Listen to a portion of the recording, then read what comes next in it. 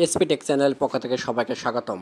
আজকে আমি একটি ভিভি ম্যাক ব্র্যান্ডের বটম হ্যাঙ্গিং মেশিন, যার মডেল 3022, এই মেশিনের কিভাবে আমরা স্পিড কমাইতে এবং বাড়াইতে পারি সেই বিষয়টি তুলে ধরব।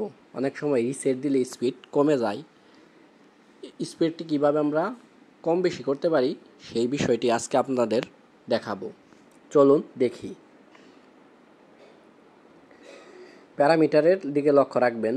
প্রথমে আমি অ্যারো বাটন, আপ বাটন, অ্যারোর up button plus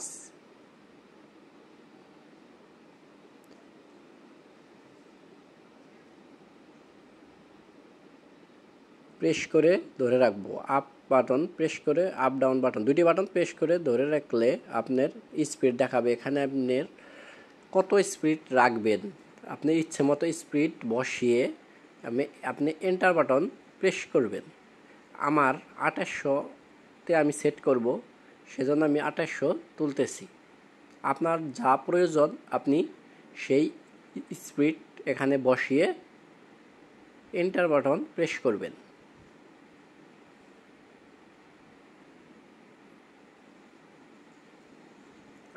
enter press করবেন, এন্টার বাটন চাপ দেবেন।